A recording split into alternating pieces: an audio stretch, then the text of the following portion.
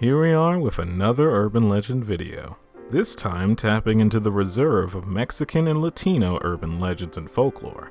As I said in the Japanese video, this topic always fascinates me no matter what region of the world I research, because it's not only fun to see what parts of the world come up with as a means to teach a moral, warn of danger, or just scare people for fun, but it's equally as fun to hear these legends and realize what movies, games, or shows took these legends and naturally incorporated them into their worlds and/or had a unique spin on them. To my knowledge, Mexico or any other Spanish-speaking countries don't have a game about telling urban legends like Japan did. But regardless, I am here to tell you 40 intriguing urban legends from Latin America. Just real quick, I'm not Hispanic, and I do not speak Spanish, so if I mispronounce something, which I will, I mispronounce things in English, just be patient with me. I'm trying my best. Alright, let us begin.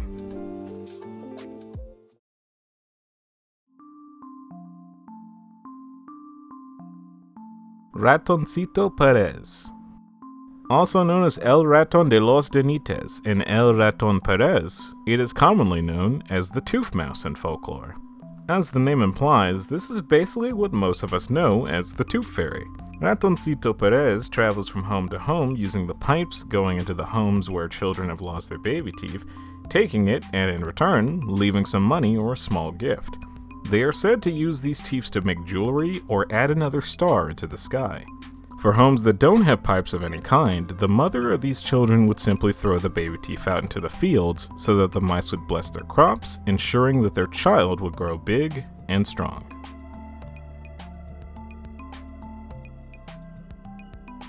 Island of the Dolls.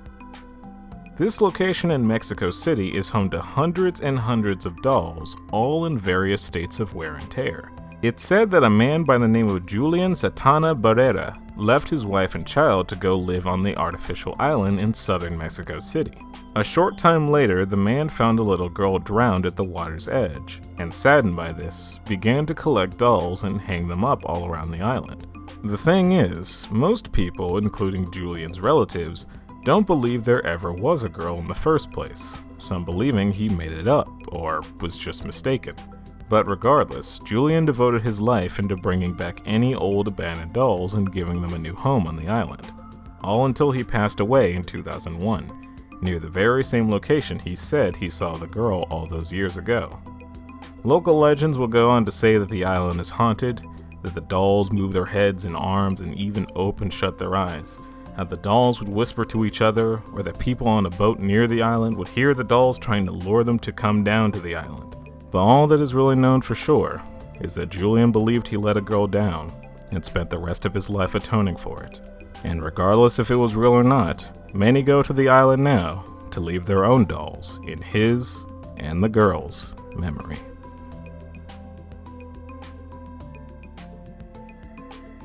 La Malogra. This legend from New Mexico revolves around cottonwood fluff. Cottonwood fluff is a common thing on the trees of Mexico, and that fluff tends to aggravate allergies for people. So they get rid of the fluff, but in turn cause the seeds to scatter. And it's said that these seeds gather to become La Malogra. La Malogra is a giant wad of cottonwood fluff that rolls through the woods and lonely dirt roads at night. If a child is out there alone, La Malogra is said to chase the child down and smother them before leaving them to be found in the morning.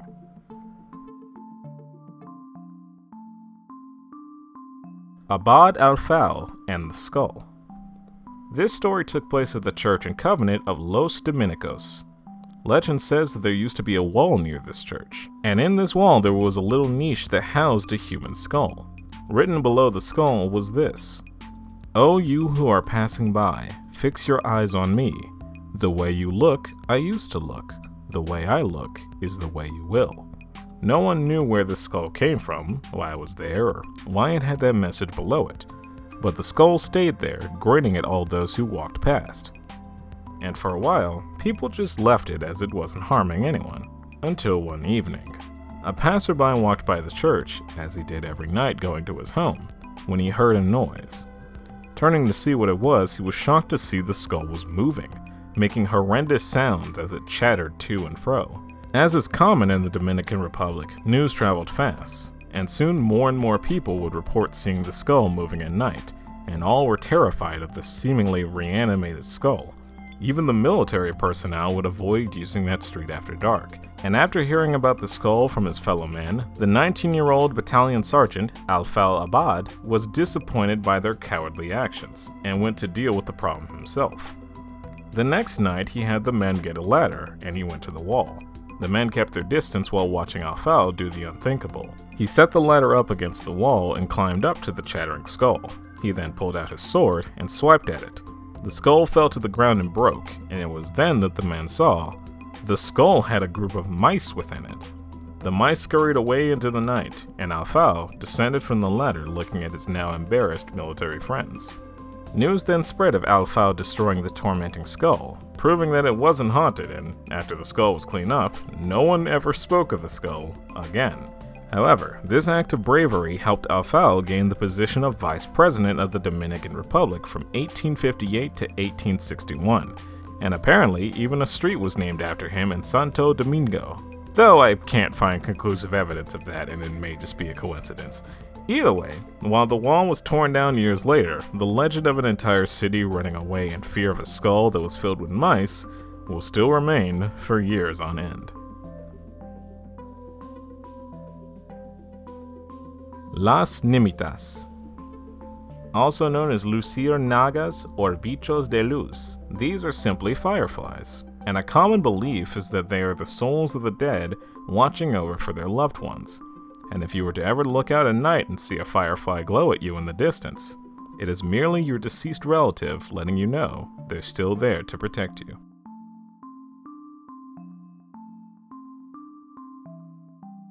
Santiago Apóstol Parish Ruins. In Cartago, Costa Rica, there's a site known as Las Ruinas de la Parroquia. These church ruins have many legends surrounding them, and all due to the strange happenings that have occurred during its existence. Starting from the beginning, in 1575, the church was built in dedication to the first patron saint of Costa Rica, Santiago Apóstol.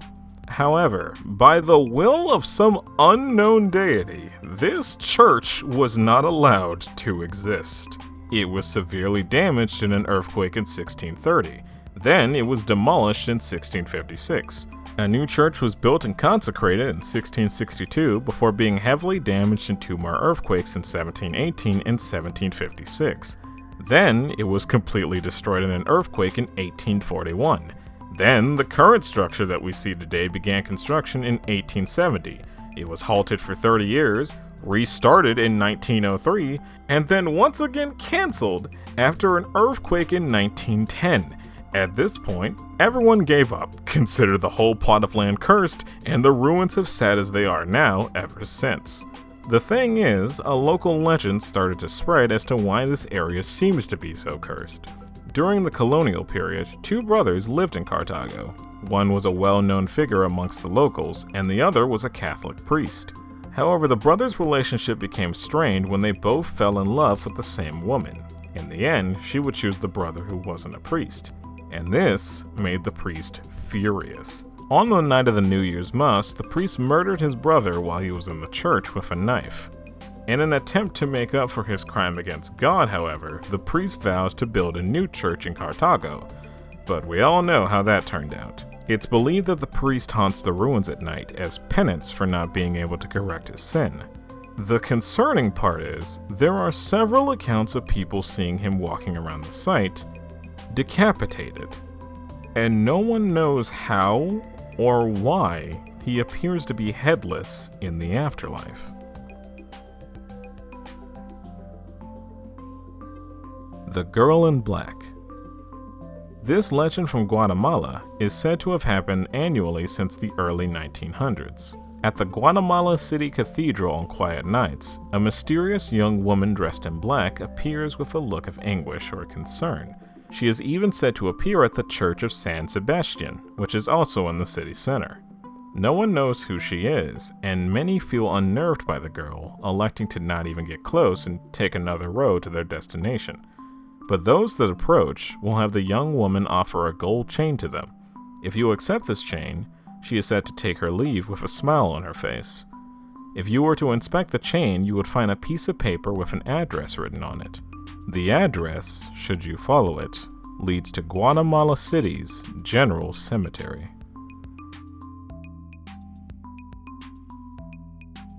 Hombre Caimán. Hombre Caimán, or the Alligator Man, is, as you'd expect, someone said to be part man and part alligator. The story goes that he was a fisherman who, after a deadly run-in with an alligator, came back as an alligator monster. He swims around piers or docks, hunting fishermen and unsuspecting swimmers, dragging them down to a murky demise. However, in Colombia, there's a different legend, one that tells of a perverse man named Saul Montenegro. Saul liked to spy on women who bathed in the waters of the Magdalena River, but fearing that he could be caught watching from the trees, he went to a witch to acquire a potion, one that would turn him into an alligator so the woman would not suspect him. The witch gave him 2 potions, a red one to turn him into the alligator, and a white one to turn him back. Saul got a trusted friend to come with him on his peeping escapades, and used the white potion on him when he was ready to turn back. On one occasion, his friend was unable to accompany him on another peep show. In his place, another man came, and this man, upon seeing Saul as an alligator, freaked out and dropped the white potion. Some of it splashed on Saul's face, but most of it spilled out onto the soil, leaving Saul with his head changed back, but his body still that of an alligator. He tried to find the witch who would give him these potions, but she was nowhere to be found. People feared Saul in this state, no one even daring to visit the river that he occupied except for his mother, who would bring him his favorite foods and comfort him every night until she eventually passed away. Left alone with no one to care for him, Saul let the river drift him out to sea, where he was never seen again.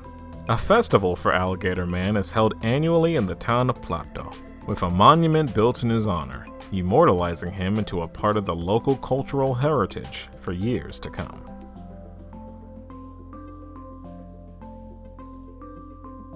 Wekufe. Also known by its 14 alternative names, this is said to be a spirit from Argentina and Chile. The word Wekufe in the Mapuche language is said to refer to liars and deceptive people. This is because until Catholic missionaries arrived to these locations, the concept of evil did not exist in these regions. As of now, it is used as a synonym for a demon or evil spirit. As such, Wekufe are said to be powerful entities that can be used to cause disease or kill people. They can appear in many different forms, like that of animals or people with spirit-like qualities, or even natural phenomena. That being said, Wekufe can be good. In fact, many believe the good or evil of them is highly dependent on who contacts them, rather than their own nature.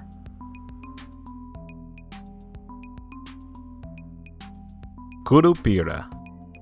Curupira is said to protect the forest and animals from evil people that want to destroy it. If a person kills for sport and not for food, cuts down trees for profit, or kills a mother animal while it's with his young, Curupira will not take these attacks on their home lightly. He can produce a high-pitched whistle that drives someone to madness.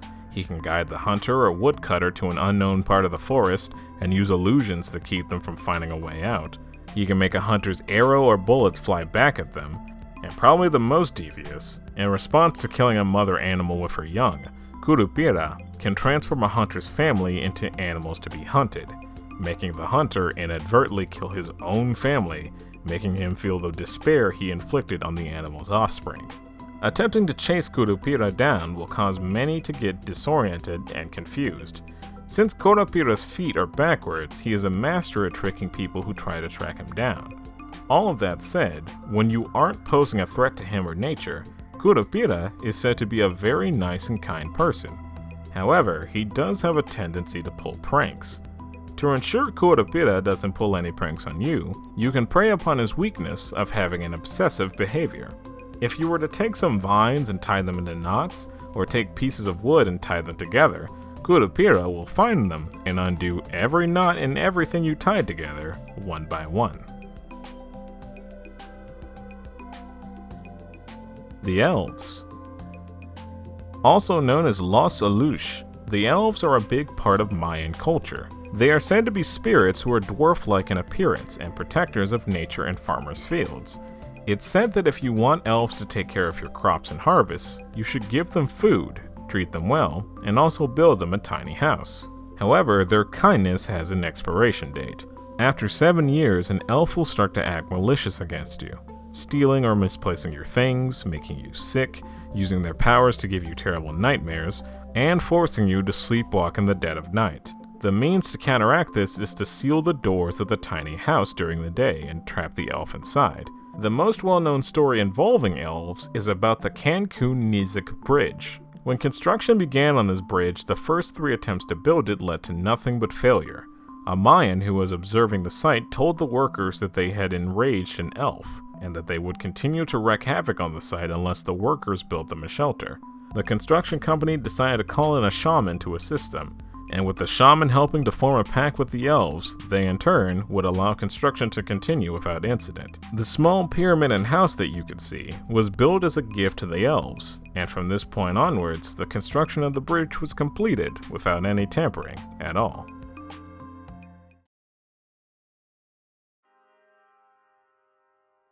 The Alley of the Hands.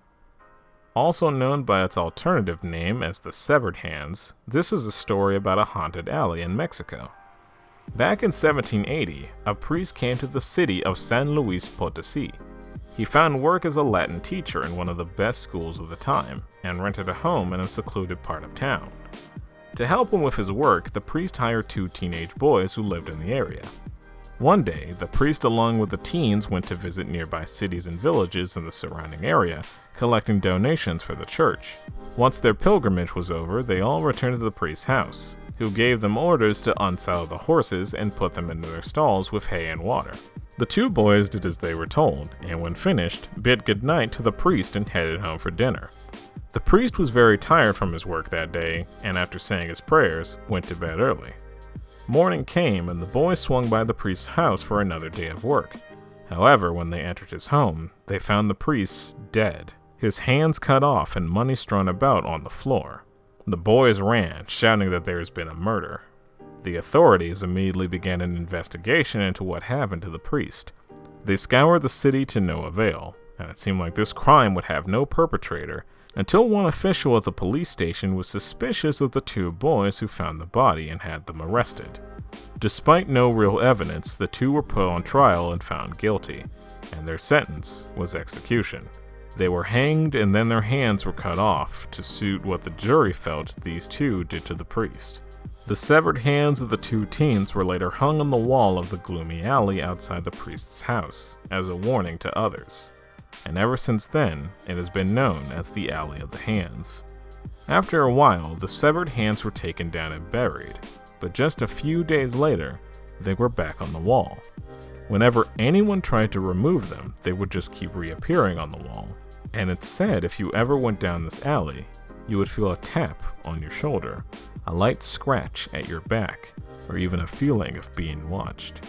And during November nights, it's said that you could also see the skeletal hands floating above you, or might even catch a glimpse of the ghost of the priest disappearing around the corner.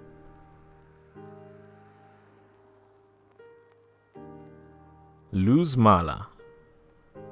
Also known as the Evil Light, this legend from Argentina and Uruguay is a will-o'-wisp-like entity that shines a few feet above the ground of barren landscapes at night. Many believe them to be lost souls, however people would notice that these lights would always be found near metal objects or artifacts. Those that tried to take these objects said that a deadly gas would begin to emanate from them, killing those that were too close. Some people believe that the lights are color-coded, white being a good omen that leads to treasure, and red being a bad omen that leads to deadly tricks. It is even said that the red light is Satan himself, attracting foolish humans with its glow. Furthermore, you should never trust Luz Mala on August 24th, St. Bartholomew's Day, as this is said to be the day Satan is free from the vigilance of angels and is able to attract more souls.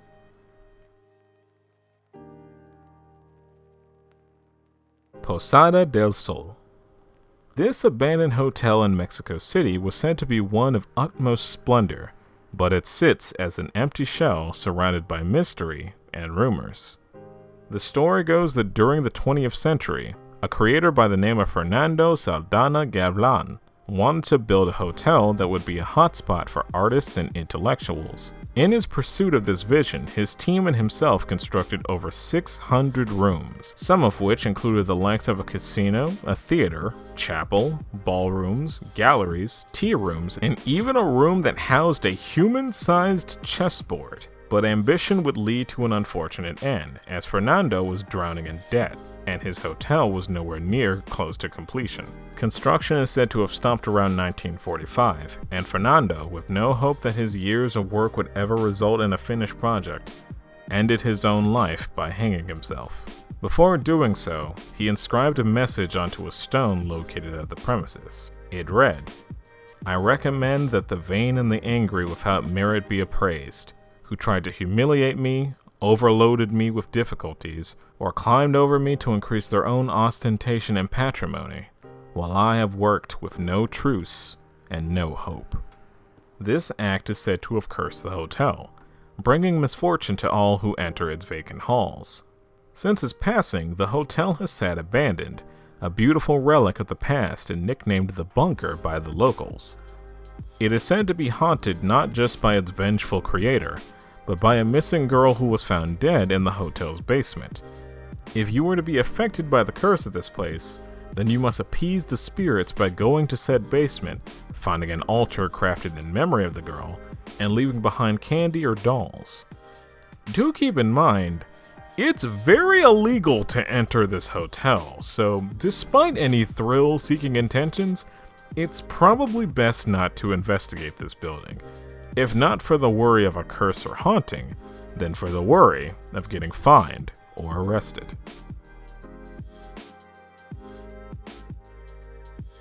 La Bruja. Known simply as the Witch, this legend comes from the Dominican Republic, one that echoes an old belief that as an elderly person dies, they become that of a bird. La Bruja are said to be ugly and perverse elderly women that prowl at night. While like other kinds of witches, they can fly on brooms, La Bruja prefers to change into large birds. In this form, they can fly closer to houses and screech with loud squawking sounds. It is said that La Bruja removes its skin before flying and keeps it soaking in herbs and animal parts dissolved in alcohol. When they take to flight, they are said to say, "Without God nor Santa Maria." Some have said that they have heard the Bruja during flight laughing and singing in a hideous voice. La Bruja are said to use spells and magic to attack innocent people, and are said to harm children by sucking away their blood. It's also said that La Bruja will not attack children that belong to their friends, and they won't attack the child if they have a twin. The only one way to catch La Bruja is to knock her down mid-flight. After she is caught, you must wait for dawn, as only when the sun rises will La Bruja's transformation revert and her magic will leave her. In Mexico, there's been a different kind of story that's been told. One that tells of a married couple who were too poor to afford a mattress, and as a result, the couple and their baby would sleep on the carpet. They left plenty of space in the middle for the baby, as the parents didn't want to accidentally roll over and squish the poor thing. One night, the mother and father were deep into their sleep, until the mother heard the baby cry. But this crying was a horrible, blood-curdling wail, loud enough to wake the grandparents who lived next to them. The mother woke up and rocked him back to sleep. Whenever she would lay down to sleep again, she would soon hear the baby cry once more. She woke again and got the baby to fall asleep again. But the same thing would happen 2 more times. The mother, exhausted and losing her patience, began to ignore the baby, hoping that at least her husband would awake and take over for her. However, after a couple minutes, the crying stopped, and soon the door to the house squeaked open slowly before loudly slamming shut. Since the door was made of thick metal, this woke both the mother and her husband. They both then looked to make sure their baby was okay, but the baby was dead. There were deep scratch marks on the baby's stomach and arms, which led to the father crying out in Spanish, "The witch! The witch killed him! She killed my son!" After this incident, many parents began to hold their children close to them whenever they slept, often praying for a safe, peaceful sleep. Some families began to leave town out of fear that the witch would be coming for their children next. However, years would pass, and nothing like the first attack would happen again, leaving many to believe that maybe the witch was among the few that left town. El Cucuy. Also known by its 6 alternative ways of saying its name, El Cucuy is seen as the Latino equivalent of the boogeyman. It's said to be a shape-shifting monster, one that can take the form of anything from a shadowy figure to even your worst nightmare. It hides in the closets or under the beds of disobedient children, and waits for his moment to strike, attacking these children and dragging them away into the night, never to return. One of the alternative tellings of this monster comes from the Dominican Republic, where El Cucuy is depicted as a wandering man carrying a burlap sack, who snatches up children who walk the roads at night. Another telling comes from Brazil, where it is known specifically as Cuca, and is depicted as a female humanoid alligator that is said to have powerful magic that she uses to attack innocent children as well as disobedient ones. Cuca is also said to be that of an old woman that carries a sack, that she uses to kidnap children that don't sleep so she can make them into soup. There's countless other stories from each region of Latin America, each with its own variations and alterations to the tale. One thing is for certain, El Cucuy truly fits the mysterious and haunting nature of a boogeyman.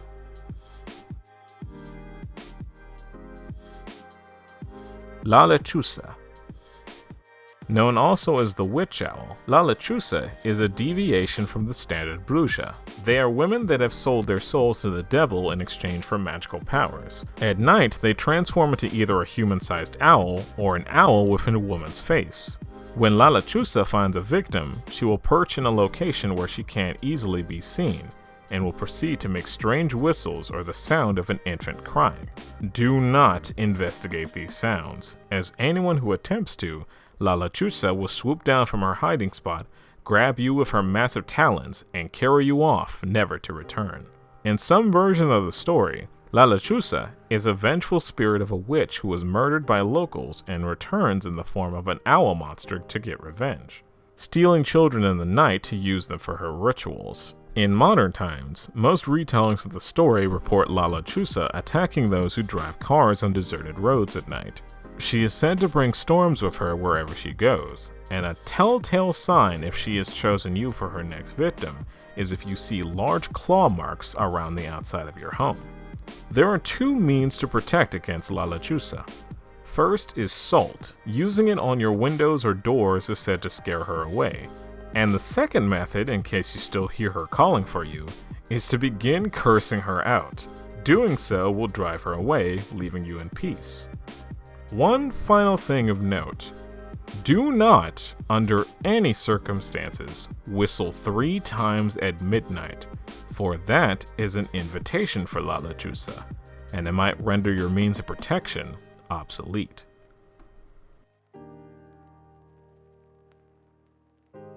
Galipote. This is a Dominican legend, one that details people that can transform themselves into animals at will. There are multiple kinds of Galipote. Those that are born with this ability, others who are given the ability through spells casted by a witch, and some can even turn themselves into any inanimate object, like rocks or trees. Galipotes are unnaturally strong, not only in terms of strength but in resistance as well, said to be impervious to weapons like knives or bullets. Some simply use their powers to pull pranks on normal humans, misdirecting travelers in the forest, scaring people who are walking around dark places, or making people believe a ferocious wild animal is on the loose. However, other Galipotes are said to be cruel and violent, akin to monsters hiding in the dark waiting to maul or mutilate their next victim. Do not worry, as there are means to counteract a Galipote. To simply protect yourself, you would need to carry an amulet and to cross yourself often to scare them away. However, to kill one of these creatures, you must carry branches that were cut on Good Friday and make a wooden cross with them. Some have added that the wood must be cut with a knife or machete, blessed with water and salt.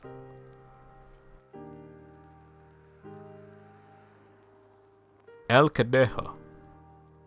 One of the most popular myths in Central America is that of El Cadejo. Legend explains that there are 2 separate entities with this same name. The first one takes the shape of a black dog with fiery red eyes and goat hooves, while the second is a much friendlier looking white dog with pleasant blue eyes and goat hooves as well. The black Cadejo preys on men who live a life of excess drinking, gambling, or any other vice they might partake in. Once the black Cadejo finds a victim, he licks their face, which applies a curse on them, causing their vice to consume their life completely with no chance of stopping until it ultimately leads them to their death. The white Cadejo, on the other hand, is a guardian spirit. He takes care of women and children in the streets, sheltering them from evil. In turn, the white Cadejo is the only hope for men suffering at the hooves of the black Cadejo, as both are natural enemies and will not hesitate to battle one another. Some have gone on to say that neither form of El Cadejo can be seen. However, those who are affected by either of them will feel a weird presence surrounding them, as well as a strong smell of sulfur. There's another form of this legend that explains that if you walk the roads at midnight, the black Cadejo will appear before you. If you're a good person, the white Cadejo will also appear and protect you. However, if you're a bad person, the black Cadejo will violently attack you, leaving you as an unrecognizable corpse. La Mala Hora. Commonly told around the southern parts of Mexico, La Mala Hora is known as the evil hour or the evil one. It's said to be a wicked spirit or demon that walks the country roads at night, presumably around what is commonly known as the witching hour, 3 a.m. She's said to be a beautiful woman in white with long flowing hair. Men who encounter this woman are said to be so taken by her beauty that they follow her mindlessly, and those that have lived to tell the tale describe how they would completely lose their sense of direction, or that any form of light they had would suddenly stop working. The saving grace was when they stopped looking at the woman's face and looked at her feet, seeing her toes were facing backwards and that she floated rather than walked. Breaking themselves out of the trance, they were able to escape, but those that don't notice these oddities are said to be led off the edge into ravines or strangled to death and left on the side of the road. Now, if La Mala Hora is wearing black clothing, then you are in grave danger, as this is her in a more ferocious state. Upon being spotted, she is said to stomp you by any means and attack you with pointed nails, leaving you with very little options to avoid this version of her unless you are driving or just don't look at her in the first place. Other tellings describe La Mala Hora not as a woman, but as a large fleece of wool that expands and contracts in size. Looking upon it is said to drive you permanently insane, and on the rare occasions it does show itself as a human, it's said to be an omen that brings disaster or death to you or your family.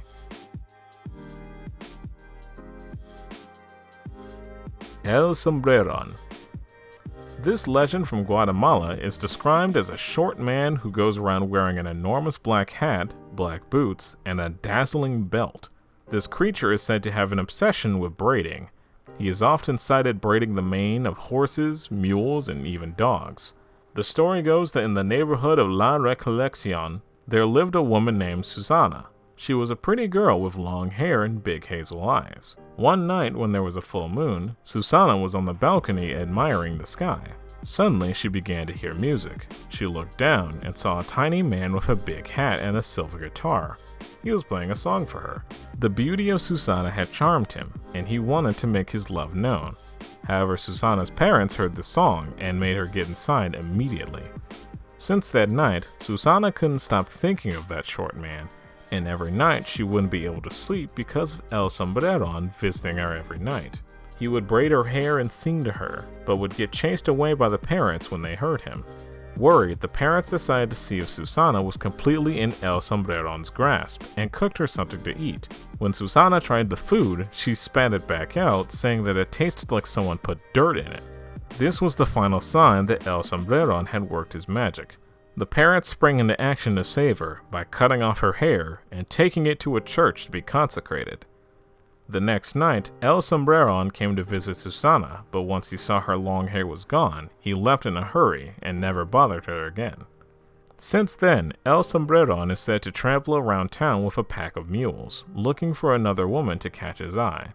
It's best to avoid him as best as you can, for if you were to fall for him, you will be doomed to a life of hunger and no sleep until you die in his care, unless, of course, you have someone to cut off your hair.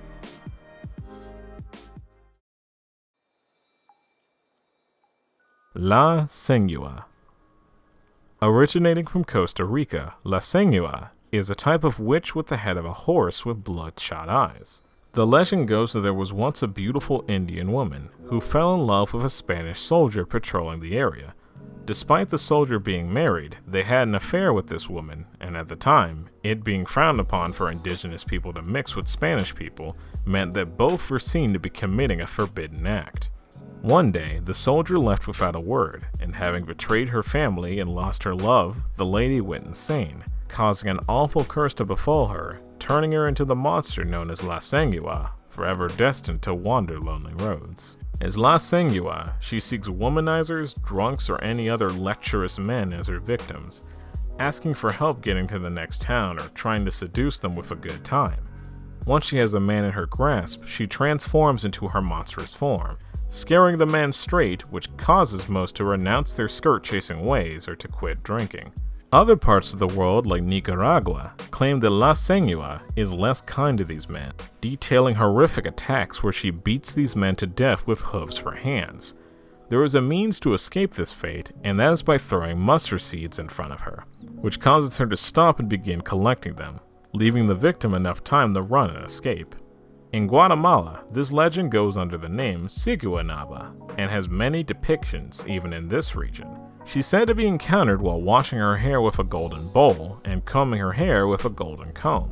She can also be encountered wandering the streets of Guatemala City. To lustful men, she appears just as a beautiful woman, while to love-struck men, she takes the form of their crush. The Siguanaba is also said to appear on moonlit nights to horse riders on lonely roads, asking for a ride. After riding with her victim for a short while, she reveals her fingernails as fearsome claws and her face is that of a horse, causing the rider to die of fright.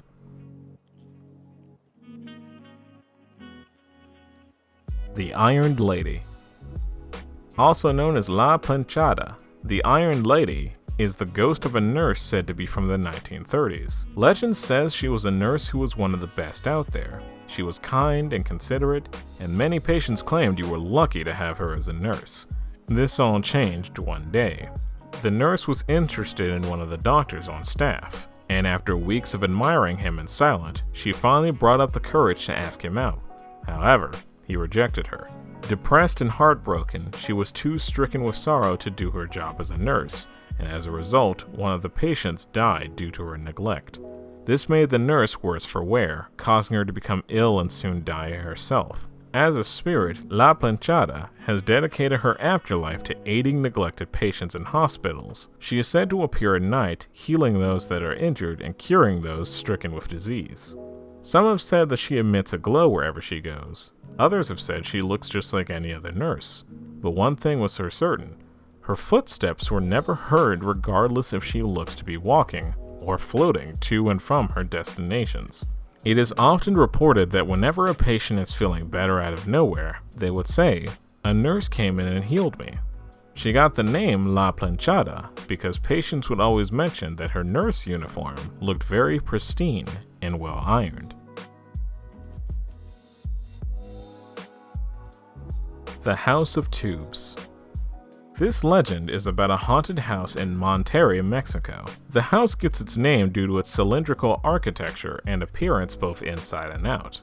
It was built in the 1970s but never completed, and according to the legend, the reason why is because of a tragedy that occurred.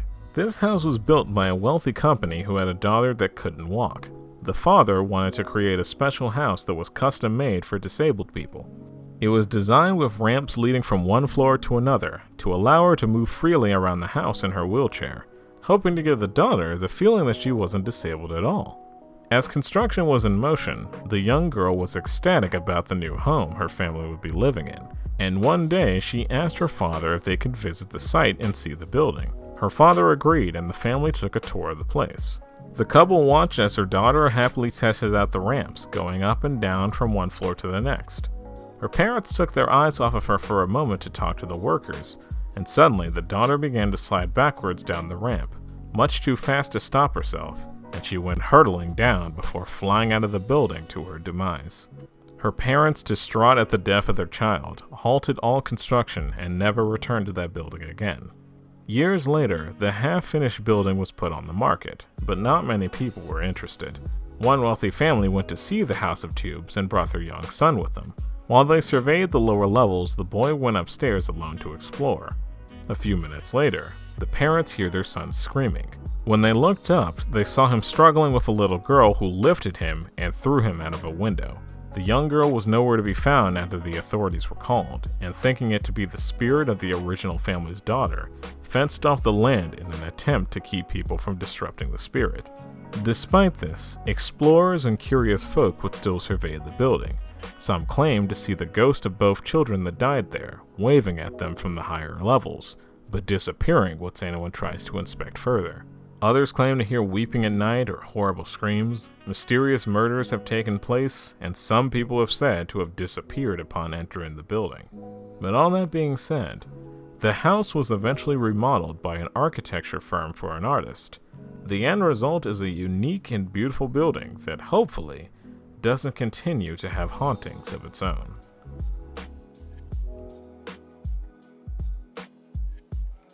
El Duende. Also known as the Goblin, this folktale from Guatemala tells of a tiny elf-like creature that lives in the forest or inside the walls of a children's bedroom. It is said that if El Duende picks a child as a target, they will either lead children deep into the forest to his cave, or will come out of the walls to clumsily clip a sleeping child's toenail, most often taking the entire toe off. It is also a common bedtime story told by parents to keep rowdy kids in line. Beware, for he's out there, waiting and watching. El Duende will take you away in the middle of the night to his cave. He'll keep you there deep in the woods. No way back. No way for anyone to help, because nobody will hear you scream. Another version of the tale says El Duende is a 3-foot-tall man who wears a big red hat and clothing made from animal hide. He whistles while strolling through the forest, and legend has it that if one were to hear him whistle, he or she will be lost in the woods forever. A variation of the tale comes from Honduras and states that El Duende is a little dark-skinned man always dressed in an elegant green suit and always wearing a big hat or sombrero. He only appears before single women, either on remote roads to rural villages underneath a nance tree, or when these women are alone in their homes. El Duende will offer many different kinds of gifts or wealth to these girls in an attempt to charm them. If a woman doesn't recognize El Duende for what he is and accepts anything he offers her, then she will become enchanted by his evil powers, causing them to become mute or to disappear with El Duende to an unknown fate. If a girl were to simply ignore El Duende, then he would give chase, throwing cow dung at her, or even following them home to throw rocks at her window all night. The best way of confronting this goblin is to act friendly, and ask him to bring something impossible. The most common thing to ask for is a basket filled with water from a river. Seeing as it is impossible to fill a basket with water, the Duende will attempt this, grow frustrated, and disappear, never to bother the girl again.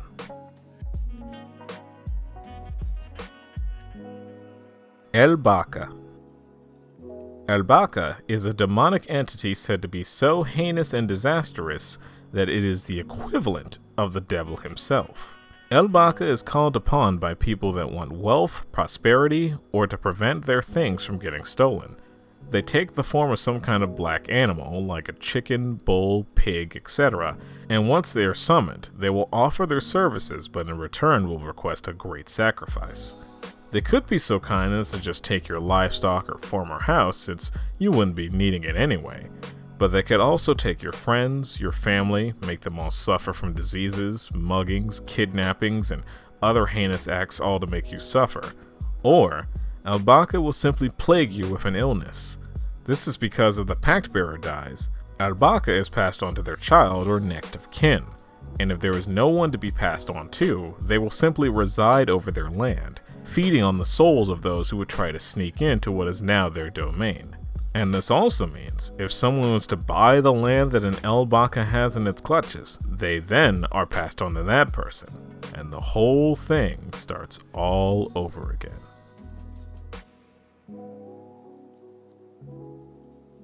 Warning. This next story is said to curse you for even knowing its name. If you would like to not take the risk, skip to this time.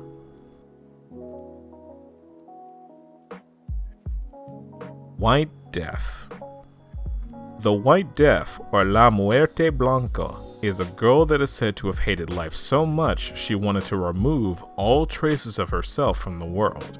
Her desire to be forgotten was so great that she returned from the dead as a vengeful spirit, bent on killing all those who knew of her existence. As a spirit, she has cold black eyes that weep blood. She walks without ever actually seeming to move an inch, stalking her victims like a wild animal, pursuing them as they return home. And it is here where you feel safe that the true terror begins, as she will begin to slowly knock on your door. She knocks once for your skin, which she'll use to patch her own decaying flesh, twice for your hair, which she'll gnash between her teeth, 3 times for your bones, which she'll fashion into clubs, 4 times for your heart, which she'll tear out of your chest, 5 times for your teeth, which she'll polish and keep in a box, 6 times for your eyes, which she'll pluck out one by one, and 7 times for your soul, which she'll swallow whole.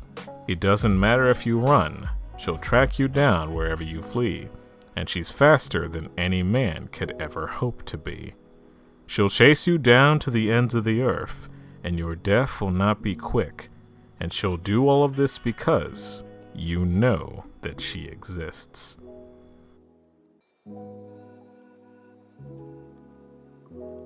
The Carriage of Death.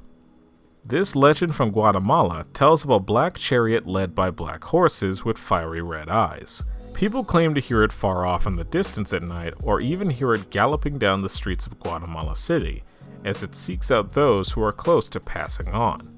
What's interesting is that to those that have witnessed it, they say that the carriage does not ride along the ground, but merely floats.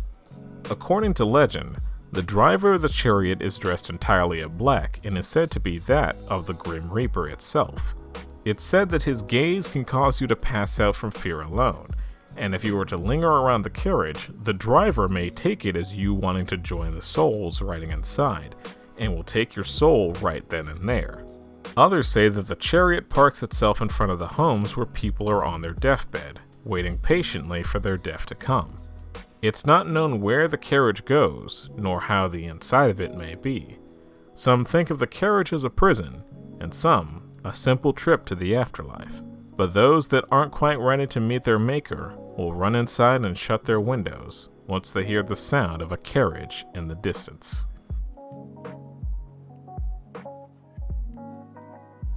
The Ghost Bus.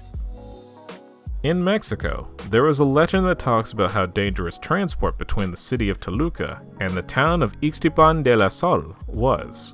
While nowadays there is a highway that makes the journey as simple as any other, years ago the only means of connecting these two locations was a dangerous and winding mountain road, with steep vertical rock on one side and a sheer drop on the other. One night, a bus departed from Ixtapan de la Sal as usual, making the trip up the slope without any problems. However, once the bus reached the highest point of the mountain, it began to rain. Pushing onwards regardless, the bus began its descent. Slow at first, but then gradually gaining speed. The passengers yelled at the bus driver to stop, but the driver yelled back that the brakes were failing. Panic ensued, the bus continuing to accelerate down the slick road until it hit a curve. A last-ditch effort was made to swerve and keep on the road, but it was of no use. The bus skidded off the cliff and fell to its demise, killing everyone on board. Since then, people have reported seeing that old bus traveling late at night on that very same road.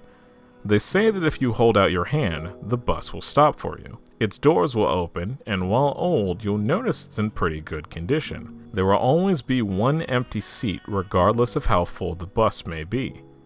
Once you sit down, you'll realize how unusually silent the bus is. Nobody is talking, nor is anyone asleep. All of the passengers are staring straight forward. Minutes will pass and you'll arrive at Toluca, but the driver will stop the bus before arriving at the station. He'll turn and tell you that you have to get off.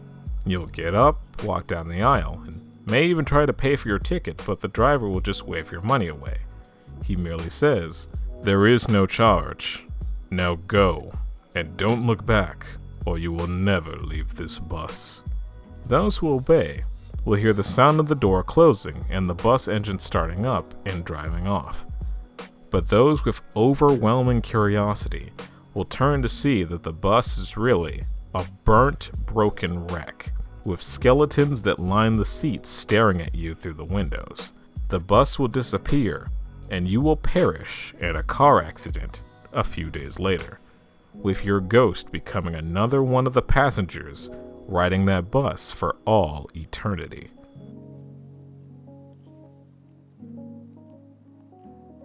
El Mohan. One of the famous Colombian legends is that of El Mohan. Some say he takes the shape of a bulky man with golden skin, long hair, and long nails that resemble claws. El Mohan is said to reside near rivers in large caves. He collects jewelry and gold that he uses to attract and lure women. It's said that the women who follow him are never found or heard of again.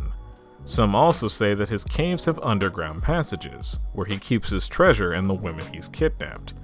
It's also believed that El Mohan steals bait from fishermen and scares away their potential catch, making their job impossible. Though some have said you can combat El Mohan with salt or tobacco, saying that if you throw salt at him, he will turn into a gold statue, and the tobacco smoke will prevent El Mohan from getting close to you or tracking you if you flee. Another telling of El Mohan describes him as a giant with long hair, burning red eyes, burnt skin, and yellow teeth. In this version of the tale, he's described as a cannibal, one who enjoys eating children, especially newborns. He also enjoys drowning those that approach his river, and is said to even affect things such as the swelling of the river or the flooding of one, causing some to think of him as a water spirit. Combating this version of El Mohan is similar, only in this case, you give tobacco to El Mohan to smoke, as he loves to smoke cigars, and will leave you be while he puffs away. Red Car. Known also as the Red Car of the Witches, this is a legend that tells of a red car that travels the roads connecting Mexico City and Cuernavaca at night. If a man is walking along these roads, they have a chance of this red car pulling up next to them, where inside 2 to 5 beautiful women are seen asking the man to hop in. They'll do everything from being kind and considerate to flirty and playful. They might even try to push buttons in order to get the man to reconsider. But regardless of what they say, just keep denying their advances until they leave. For if you were to ever get in the car with these women, they would use you for occult rituals to satisfy their dark god, and the police would find you, dead on the side of the road, with bruises, cuts, arcane symbols, and missing quite a lot of blood. It's said that this blood is used on their car to keep its scarlet red sheen.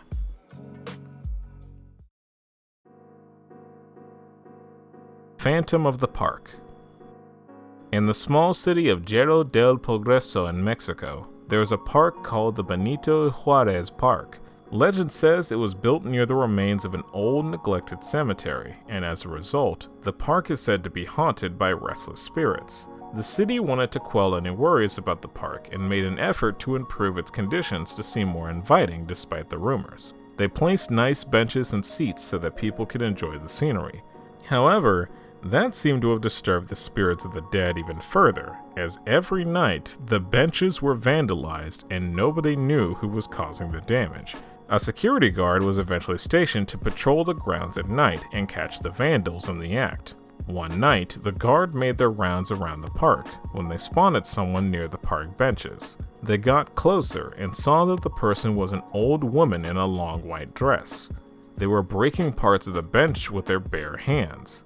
The guard yelled at the old woman to freeze and she stopped, looking over at the guard. That's when they noticed something was wrong. The old woman had no legs. She was floating off the ground, and before the guard could make any sense of what they were seeing, the woman lunged at the guard and began to furiously beat them. The guard managed to get the woman off of them before running from the park and going all the way back home. The next morning, the guard called in to tell their boss what they saw. What's more is that they felt incredibly sick and couldn't come to work that night. The guard was later hospitalized, but no doctor could figure out what was ailing them. A few days later, that guard died. Thinking it to have just been hallucinations due to the guard's condition, a new security guard was hired to replace them. However, the same thing happened. An encounter with a ghostly woman that ended in a beating and fleeing, a mysterious illness soon following, and eventually, the death of another guard. City officials tried to keep these events a secret from the public, but word got around eventually, and no one was willing to stick around the park once the sun started to set, and especially no one was willing to stand guard at night. So, the city accepted the fact that they would have to keep repairing any damages that would occur at night. And ever since then, nobody goes near Benito Juarez Park at night, for the phantom of the park will inflict pain and illness to anyone she comes in contact with. El Chupacabra. Chupacabra, or its translation states goat sucker, is said to be a monstrous creature resembling a dog or lizard. It's been also described as having red eyes, long fangs and claws, and spikes running down from the nape of its neck down to its tail. The Chupacabra is thought to drain the blood of livestock while leaving empty carcasses in its wake. Over the years, people have claimed that it targets mostly goats, sheep, pigs, and in some cases pets, but some people have also claimed to have been attacked by the Chupacabra itself, whether they're scratched by it while they're walking the road alone or awakened to find it draining them of blood. The first reported sighting of El Chupacabras was in Puerto Rico in 1995, when a local woman found her livestock dead, drained of blood, and all of them found with peculiar puncture wounds. Reports continued in other parts of Puerto Rico and even spread to places like the Dominican Republic, Chile, Argentina, El Salvador, Peru, and Mexico, to name a few. As such, there are countless different tales of this creature, and even many skeptics as to whether or not such a creature even existed in the first place. Real or not, sightings still continue to this day, so even if it might not be a Chupacabra, something is out there. El Silbón. Also known as the Whistler, this legend from Venezuela and Colombia tells the story of a young boy living with his loving father, mother, and grandfather. The young boy was treated abundantly well, given anything that he wanted no matter how difficult, but this in turn caused the boy to grow rather spoiled and needy. One day, the boy wanted to eat venison for dinner. Despite it being a prized meat in the region, the father obliged and hunted for hours searching for a deer. But alas, he came home empty-handed. The young boy was furious, so much so that he plunged a knife through his father's stomach, killing him.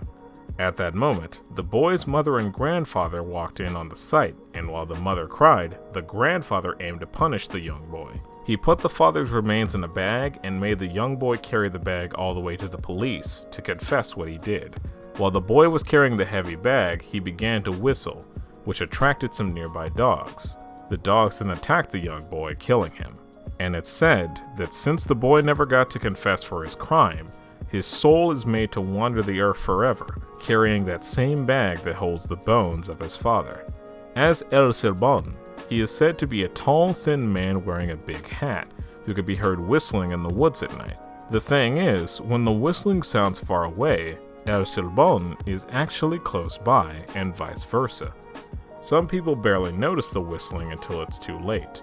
A different version of this tale describes El Silbón as a spirit that attacks drunkards, abusers, and womanizers, tearing them to pieces, securing their bones, and placing them in the bag with his father.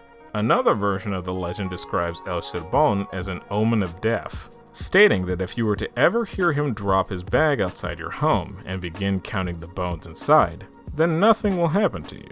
However, if El Silbón does this and you don't hear it, then once dawn breaks, someone in your home will die.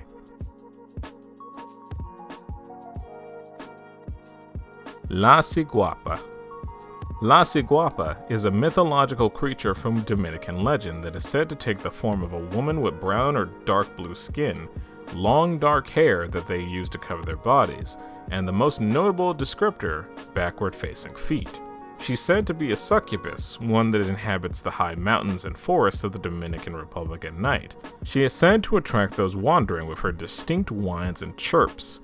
It would be wise not to look for the source of these noises, as once you have met the gaze of La Ciguapa, she'll hypnotize you with her beauty, and bring you back to their lair where she'll devour you, or keep your soul trapped for all eternity. She is hard to anticipate because of the tracks she leaves, meaning you have no way of knowing where she's gone, which could lead to you walking right into her clutches. She is sometimes compared to a mermaid or siren, as her lair can be in a cave or a wooded area near a lake, and she can be heard singing a sad, mournful song. Some legends state she'll invade the kitchens of villages at night to steal food. Those legends go on to say that she is an omen of death, one that will bring misfortune to all that see her or are visited by her. La Ciguapa has a similar one-legged version from Colombia called La Patosola, who protects nature from those that aim to alter or destroy it. She'll block shortcuts through the jungle, disorientate hunters, and throw hunting dogs off the scent of their game, before luring the hunters away with the same methods as Ciguapa, attacking them, drinking their blood, and devouring their flesh.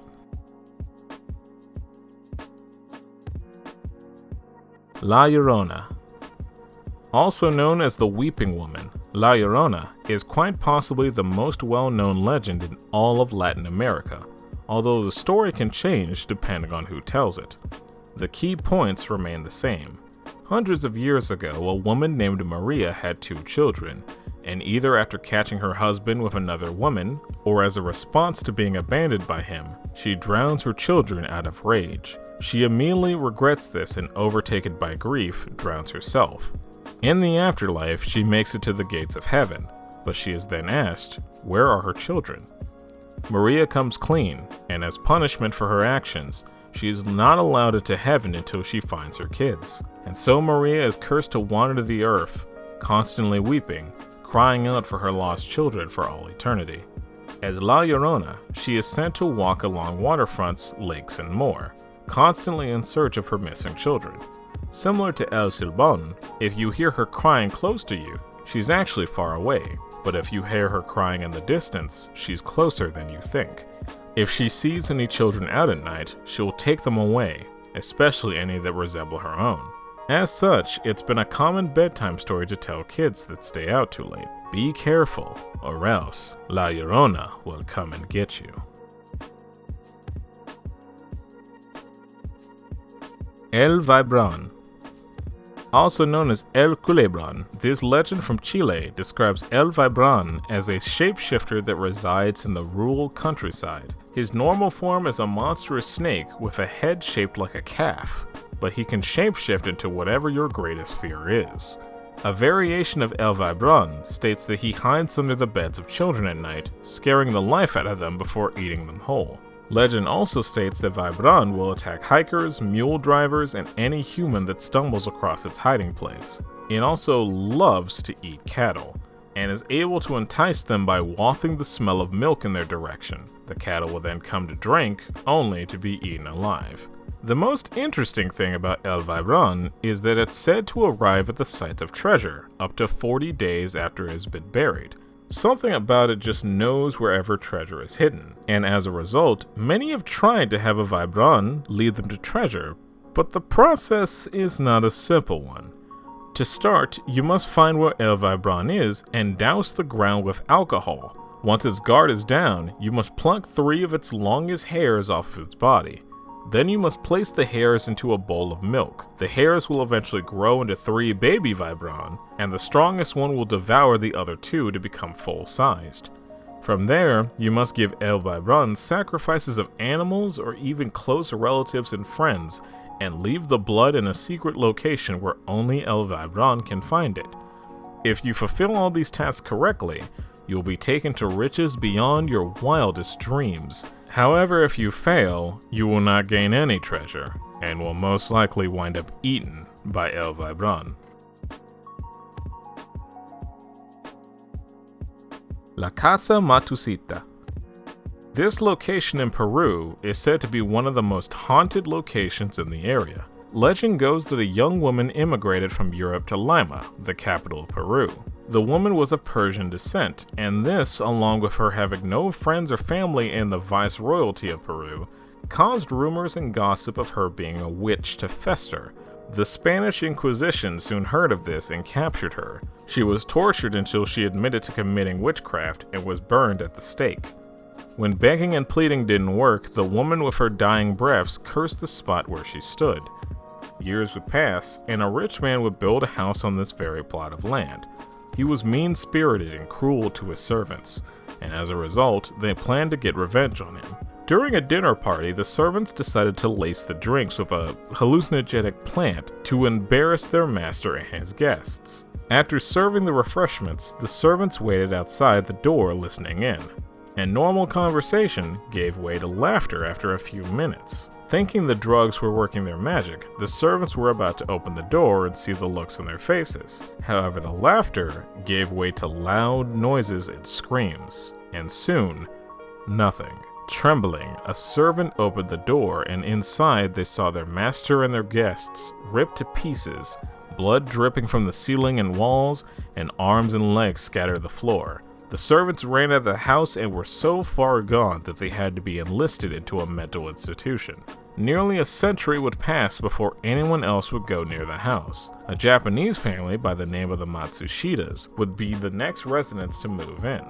They had outfitted the first floor into a shop and were doing pretty fine. However, Mr. Matsushita became more violent and angry as the days went on.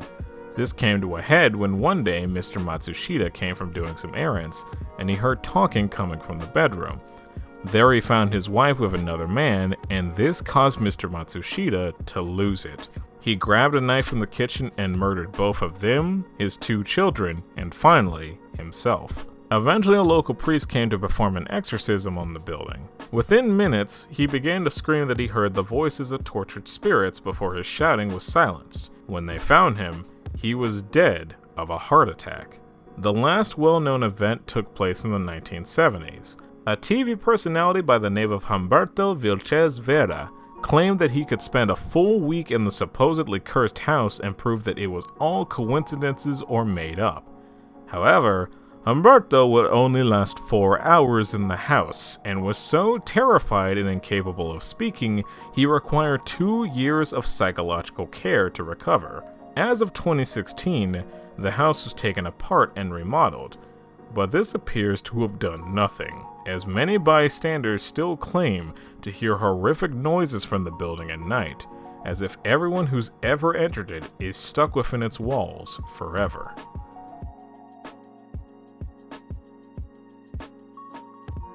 Yakumama. Said to have originated from Peru, the Yakumama is a horned snake-like sea monster who is believed to be the mother of all sea creatures. The legend goes that in the rainforest of Ucayali, there was a fisherman from a local tribe who went canoeing in the jungle. He made his way to a quiet hidden lake along the river and thought it would be a great spot to fish. So he cast his net, and shortly after, the water began to stir. But it was no fish. The fisherman saw the head of a serpent. The head alone was bigger than the fisherman's entire body, and as she looked at him, he jumped ship and ran to shore. When he turned around, he saw Yakumama gunning for him. She's known to kill anyone who disturbs her waters. When all seemed hopeless, the fisherman prayed to be saved, and 4 tapers fell from the sky and distracted Yakumama long enough for him to escape. He ran back to his tribe and told them what had happened. And while it was great that he escaped, Yakumama was disturbed from her lake, and now can be in any river or inlet in the Peruvian Amazon. Many have claimed to see her, and others that have tried to hunt her have disappeared, never to be seen again. Yakumama is said to be from 100 to up to 160 feet long, and as a precaution from then on, indigenous tribes would blow a conch horn before entering unfamiliar bodies of water. This is to warn Yakumama of human presence and prevent them from getting attacked. In Argentina, the Yakumama is said to be a goddess of the water, one that can transform into an elderly woman. She approaches those who enter the river to collect water in their canteens and drags them into the water to drown them before feasting on their flesh. Santa Muerte. Known also as the Lady of Holy Death, she is the personification of death in Mexican and Central American folklore. While many religious groups have denounced her as a cult icon or even a satanic image, Santa Muerte is a loved and adored figure giving many peace of mind. Death is often seen as a transition rather than a loss of life in Mexican culture, and Santa Muerte is representative of this transition. Many Mexicans see her as benevolent, a being associated with healing, well-being, and safety in the afterlife. Figures of Santa Muerte are often made to pray to, and the colors of her robes differ depending on the reasons for invocation.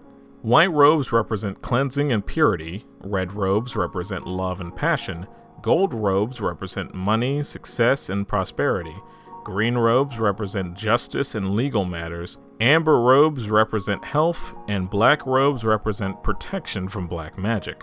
Shrines can be found in hospitals, homes, religious stores, and cathedrals, and Santa Muerte is even invoked during gay marriages, as she is seen as a protector to those outcast by society, including that of the LGBTQ community. Her male counterpart is that of San La Muerte. He is in countries such as Argentina, Paraguay, and Brazil, and is a little more of a feared and belligerent figure, with many praying to him stating, "Please do not come and get me," or "San La Muerte, it's not my time." Offerings are also given such as money, alcohol, or food to keep him happy. He's said to even perform favors in return for these offerings. Regardless of which region, both of these figures are prominent in the culture of Latin Americans everywhere, and gives a feeling of safety and security to one of the most commonly feared elements of life.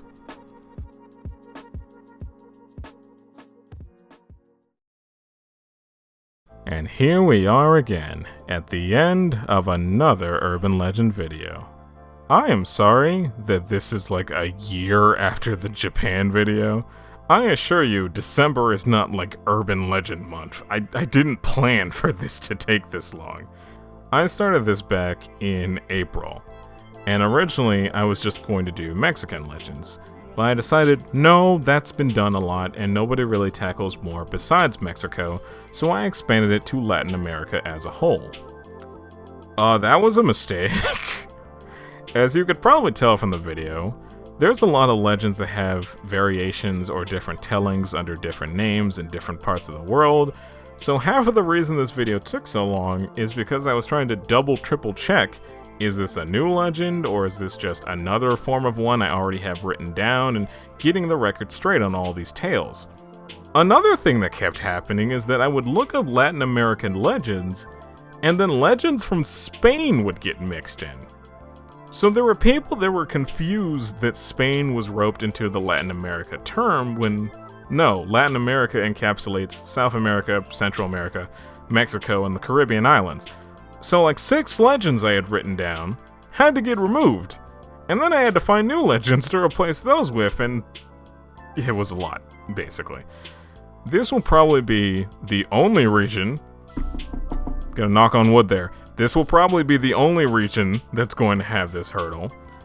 I will hopefully not run into anything like this again when I do a place like England or the United States, so yeah, sorry again that this took so long. But I hope the video turned out great as a result of all that work.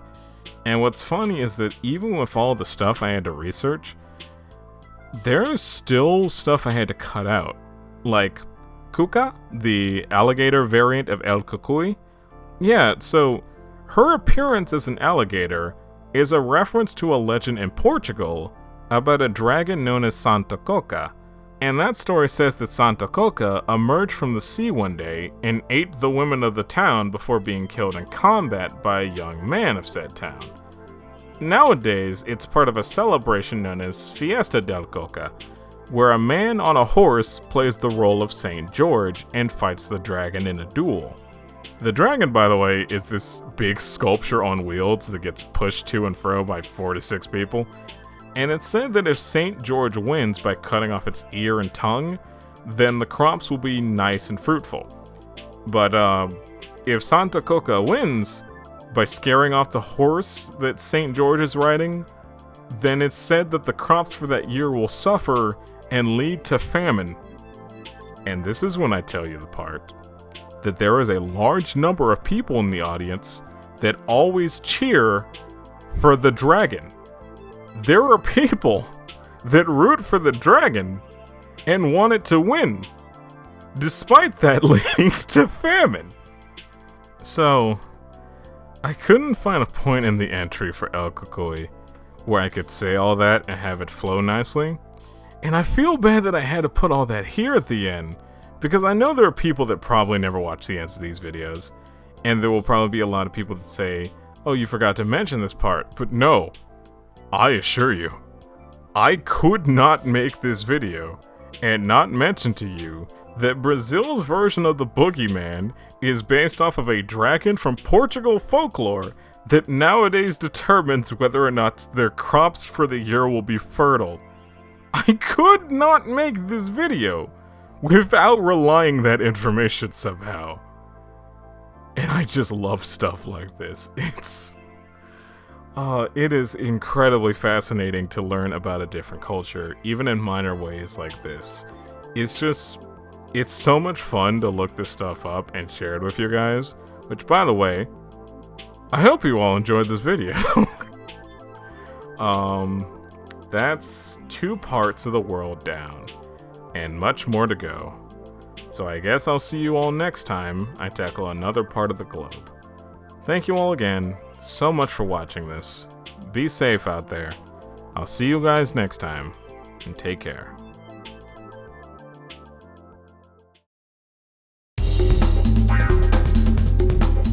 Special thanks goes to B17 Balder, Dr. Nira, and Chimera for being my $5 patrons on Patreon. Thanks also goes to my other patrons, and of course you guys watching at home, for supporting me any way you can. Thank you all again for watching the video. I hope all of you have a wonderful rest of your day.